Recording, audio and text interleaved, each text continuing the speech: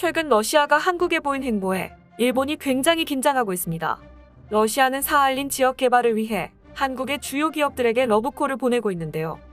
이미 한국은 수소전기차와 수소발전 등 수소경제 산업을 주도하고 있기 때문에 러시아는 수소 수출에도 총력을 기울이기 위해 한국의 도움이 절실하게 필요한 상황입니다.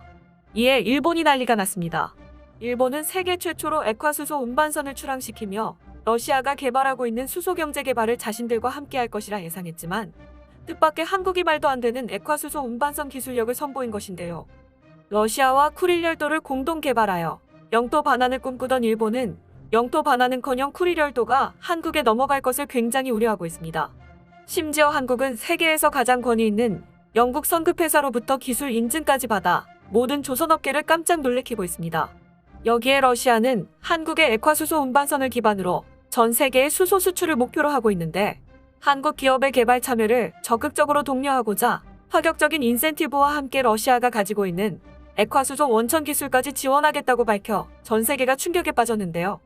과연 러시아는 사할린 내 수소 플랜트 개발에 왜 한국의 도움이 필요하며 영국 성급에서 인정한 한국의 기술력과 일본의 기술력이 얼마나 차이를 보이는지, 그리고 러시아가 한국에 주겠다는 인센티브와 원천 기술에 대해 알아보겠습니다. 최근 러시아의 행보를 보면 작정이라도 한 듯 천연자원 거대 공룡으로 재탄생하기 위해 노력하고 있습니다. 그런데 러시아는 자원이 풍부하지만 그것들을 개발하기 위해선 수소 전기차 등 한국이 수소경제 산업의 독보적인 역할을 하고 있어 자원 개발에서 한국의 도움 없이 절대 수출은 불가능한 상황입니다. 아이러니하게도 우주로 로켓을 쏘고 한 나라를 괴멸시킬 수 있는 핵무기 강국 러시아가 정작 자국 내 자원을 파내지 못하고 있다는 것이 의아스러울 수 있는데요. 얼마 전 영상에서도 다루었듯이 푸틴의 권력은 총끝이 아닌 한국에서 나온다는 말이 괜히 생긴 말은 아닌 것 같습니다. 최근 알렉세이 체쿤코프 러시아 극동 북극개발부 장관은 한국을 방문해 한국과 마찬가지로 러시아 기업들도 최근 환경과 청정에너지 생산 및 활용에 큰 관심을 갖고 있다며 극동 지역의 수소 생산을 점차 늘려나가고 목표를 상향 설정하기 위해 한국과의 협력을 기대한다고 밝혔습니다. 그러면서 한국 기업들의 러브콜을 보냈는데요. 거론된 한국 기업들은 삼성물산과 효성중공업, 롯데케미칼 등으로 국내 주요 기업의 사할린 수소 클러스터 구축 프로젝트 참여를 적극적으로 요청했습니다. 사할린 대륙붕에는 원유 3억 9,400만 톤, 천연가스 1.19조세 제곱미터가 매장돼 있는데 러시아 정부는 방대한 자원을 토대로 연간 300만 톤의 수소를 생산할 수 있을 것으로 보고 있는데요. 러시아는 한국과 협력해 생산한 수소를 일본 등 아시아 소비처의 수출의 수소 강국으로 도약하기 위한 거점으로 삼겠다는 전략입니다. 그러면서 체쿤코프 장관은 사할린 지역 개발을 위해 연해주 지역에 제2의 인천을 만들고 싶다고 밝혔는데요. 그는 인천경제자유구역청을 찾아 이원재 청장을 면담하고 송도국제도시 지타워에 있는 홍보관과 스마트시티 운영센터를 둘러봤습니다. 현장에 있던 사람들은 체쿤코프 장관의 방문 목적이 분명해 보인다고 말했습니다. 그는 얼마 전 동방경제포럼에서 블라디보스토크 외곽에 100만 명이 거주할 수 있는 위성 도시를 건설하겠다고 발표한 적이 있었는데 송도 신도시 개발 과정을 참조하고 숫자 유치 가능성을 탐색하기 위해 방문했다고 전해집니다. 실제로 송도는 러시아에서 매우 아름다운 도시로 소문나 있는데요. 그렇기 때문에 러시아는 인천 송도 같은 신도시를 만들고 싶어 했습니다. 이에 한국토지주택공사는 러시아 극동개발공사로부터 연해주 나데진스카야 선도개발구역 내의 땅을 불화받아 산단을 조성하고 러시아 측은 전기, 상수, 가스 등 외부 인프라 설치를 책임지기로 했습니다. 러시아는 한국의 도움으로 연해주의 신도시를 개발하고 이것을 발판 삼아 사할린 지역과 쿠릴 열도의 자원 개발을 하겠다는 계획입니다. 이에 일본에서 난리가 났습니다. 아시다시피 일본은 쿠릴 열도를 되찾는다는 목표 하나만으로 러시아의 극동 경제 개발에 참여하고자 했는데요. 일본은 세계에서 제일 먼저 액화수소 운반선을 출항시키며 러시아의 수소 자원 개발에 참여하고자 적극적으로 어필했습니다. 일본 정부는 가와사키 중공업이 건조하고 2019년 말 진수한 액화수소 운반선 수소 프론티어를 통해 수소 경제를 선도하겠다며 러시아에 적극적으로 구애했습니다. 수소 프론티어가 한 번에 운반할 수 있는 액화수소 양은 1250세제곱미터로 진수 당시만 해도 일본이 전 세계 수소 경제를 책임질 수 있을 것이라 예상하며 강한 자신감을 보였는데요. 하지만 이는 한국에 의해 곧바로 뒤집어집니다. 현대중공업그룹이 현대글로비스 등과 함께 세계 최대 상업용 액화수소 운반선을 개발한 것입니다. 현대중공업그룹 한국조선해양과 현대미포조선은 한국 선급과 선박 등록기관인 라이베리아 기국으로부터 2만 세제곱미터급 액화수소 운반선에 대한 기본 인증을 받았는데요. 한국이 개발한 액화수소 운반선은 일본의 수소 프론티어보다 약 16배 많은 액화수소를 운반할 수 있으며 이중구조의 진공 단열식 탱크를 적용으로 단열성을 높여 운항 중 발생하는 수소 증발가스를 최소화했습니다.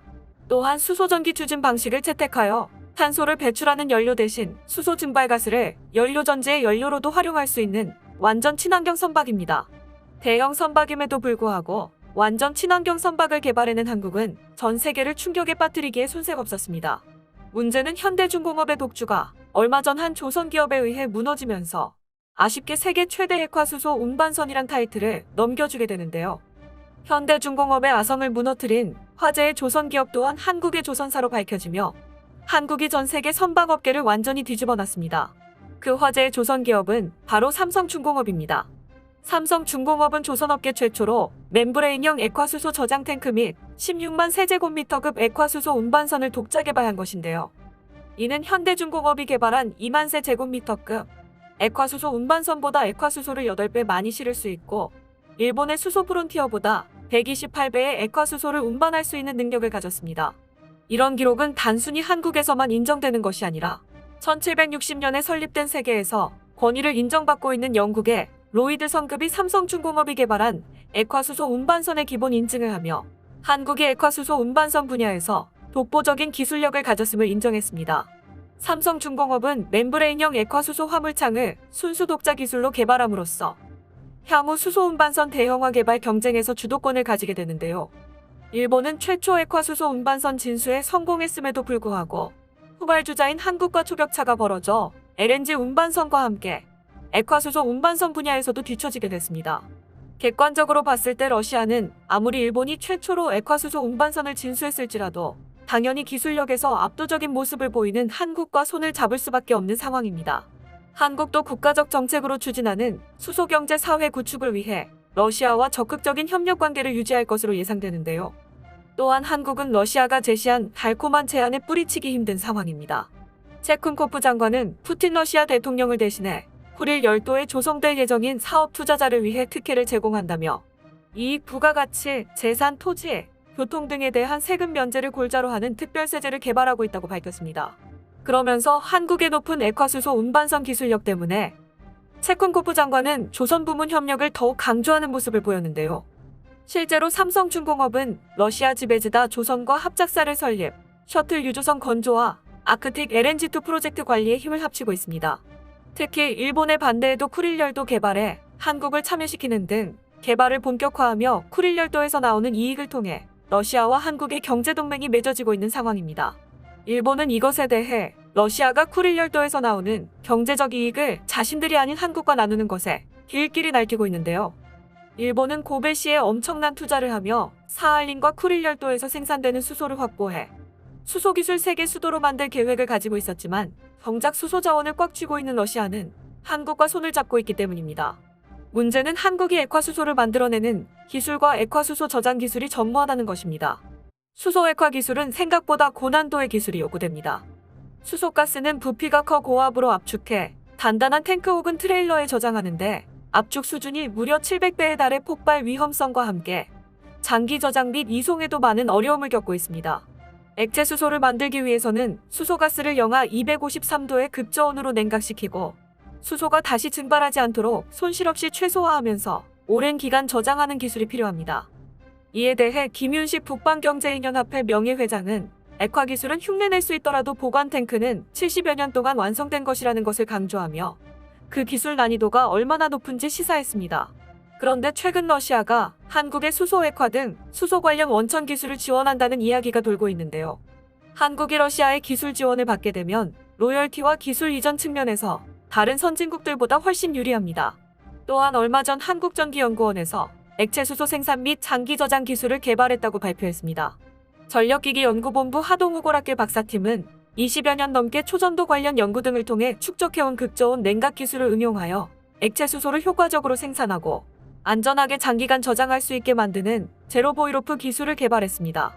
연구팀은 최근 약 40리터의 액체 수소를 만들어 2개월 이상을 손실 없이 보관하는 데 성공해 개발 기술의 성능을 증명했습니다. 여기에 러시아가 기술 개발에 지원이 이뤄지면 한국도 수소 관련 원천 기술 선진국으로 급부상할 수 있는데요. 일본이 어떠한 노력에도 러시아의 한국 사랑에는 미치지 못했으며 러시아와 한국의 협력이 오래 지속돼 서로 윈윈하는 관계를 이어갔으면 하는 바람입니다. 끝까지 시청해주셔서 감사합니다. 도움이 되셨다면 좋아요를, 다른 이야기도 궁금하시면 구독을 눌러주세요.